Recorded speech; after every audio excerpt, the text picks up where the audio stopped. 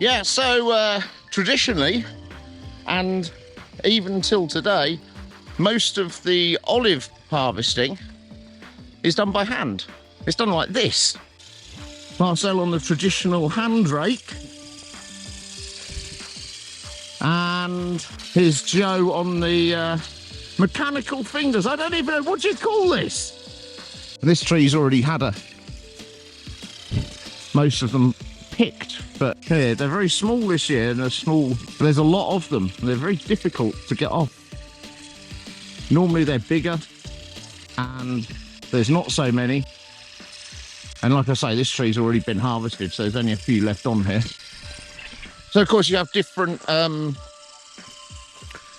varieties for different things. The table olives that you get are obviously they're obviously much bigger, yeah, and different colours: green, purple, black, even red.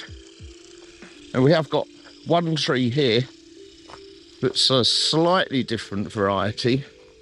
It's already been harvested, but I think there's one or two still on it. Have we missed one? We have somewhere. We have some, yeah. There. This olive grove only has 24 trees. It's just a little family olive grove. To put it in perspective, one of my friends has over 1,300 trees, and again they're all harvested by hand. And some people only have one or none, but most people in Greece at some point will have some olive trees. And this is what you have to do, is you can see the nets are spread out around the tree to catch the olives as they're being shaken or stripped from the tree with a hand rake.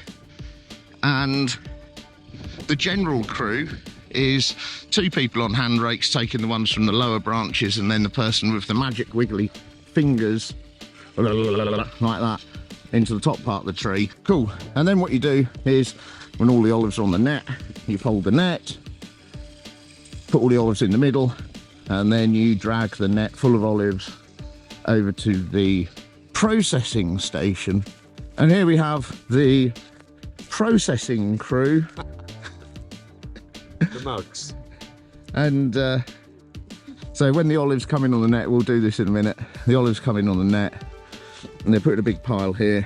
And then, because we're only a small enterprise, we've just got a crate that acts as a riddle into the wheelbarrow, and then from the wheelbarrow separates all the leaf out of it and just leaves us with nice olives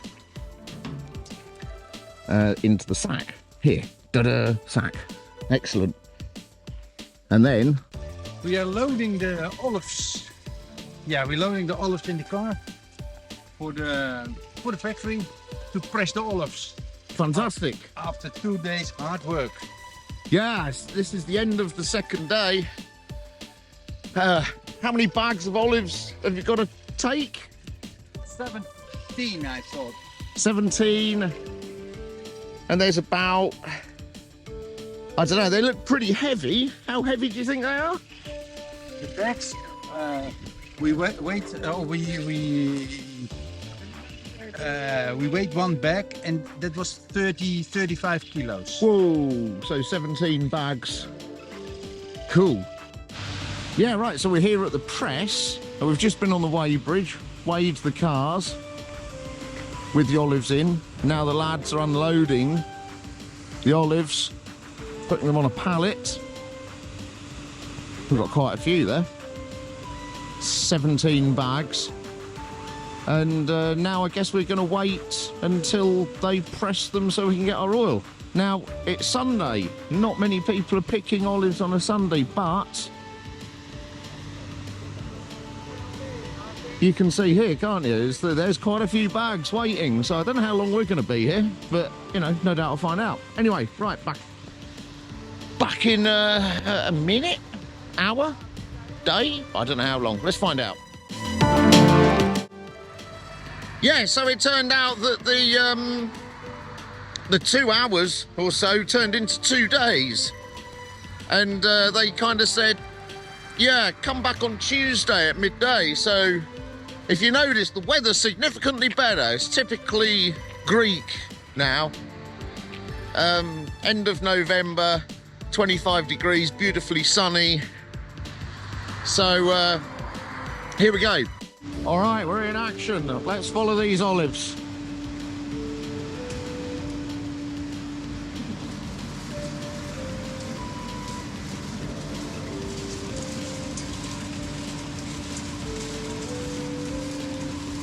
So they've gone through the leaf blower, gone through the water bath, coming down the conveyor. And when you get to here, if you notice, there's not so much leaf in it, and they're all nice and clean. Into the worm drive. We're going to wait a minute for that hopper to fill up. Now you can hear them going into the crusher. Now they're coming into the crusher. And then they're going to come out into one of these. Oh, I'm in the way. Let me get out of the way. All right, now he's going to open that one. Look, now they're going to come out into that middle. Here it comes. You can hear it absolutely smashing those olives up. Yeah, then it's push by those massive worm gears. Massive worms, screwy things, whatever you call them. Down here. Into the pie. So this thing here somehow separates the pulp. This is the pulp without the water and the oil, and out of this end comes water and oil.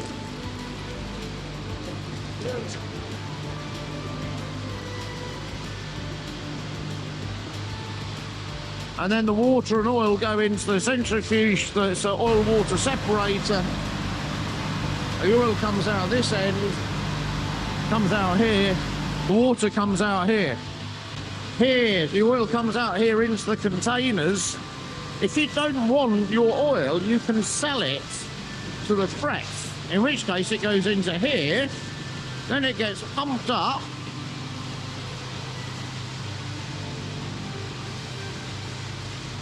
into that great big thing there, and then they blend it all together and then sell that. So when you buy olive oil in the supermarket, you're buying stuff that comes out of that container.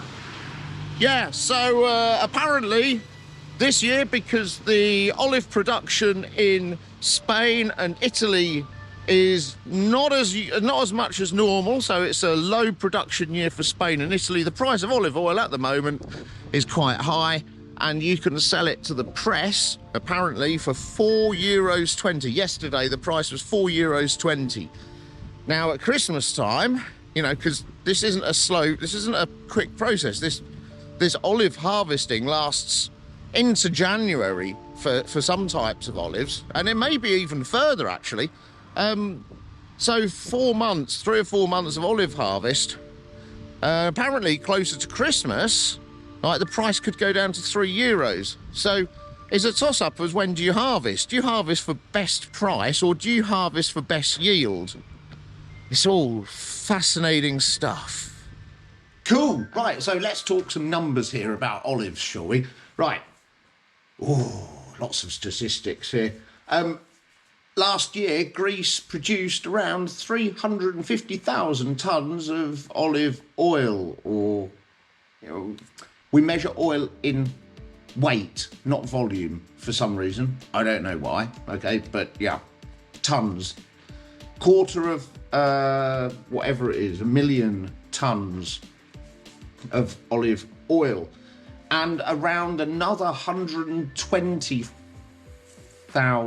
tonnes, was that right? 350,000 tonnes of olive oil, 120,000 tonnes of table olives, and that was about 80% of the oil produced is extra virgin olive oil. It's the good stuff. It's this stuff. See? Here, let's talk about olive oil quality for a minute, okay?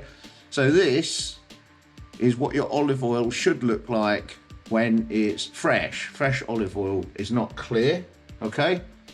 When you taste it,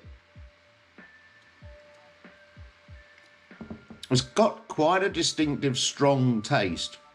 It's a little bit bitter on the back of the throat. There's a certain phenol in it that gives you this. It's not going to make you cough or anything, but it just tickles the back of your throat slightly. And this tastes a little bit floral, a little bit peppery, and a little bit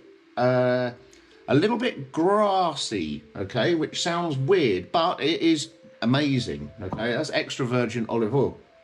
Now, when this matures and becomes older, it loses the green tinge to it, okay? And all of that is very, very fine particles, and that settles to the bottom, and you end up with a layer at the bottom of all the solids that are in the oil suspended, and the oil becomes clear like this and yellow. Okay, now one's green-ish and one's yellow. Yeah. So your fresh extra virgin olive oil should look like this. Yeah. Okay, and 80% of the oil produced is extra virgin olive oil in Greece. Right. Greece supplies about 8% of the world's total olive oil demand, did last year. And this, of course, varies from country to country. So let's just think about Great Britain, for example. Good old Blighty. Now, in Blighty, we consume about 1.1 litres of olive oil a year, okay? In the good old United States of America, that's a terrible accent, I won't do that again, sorry. Again, about just over 1 litre. Canada, a little bit more, 1.3. Now, here's a surprise. Spain, what do you think? You know, well, strangely, 14.2. 14 litres of oil a year per person. Okay. Close behind them is Italy, 11.3. That's not surprising, is it? You know, pizza, pasta's all got olive oil on it, isn't it? And then the highest consumption per person in the world, surprisingly not, is Greece at 20 litres a year.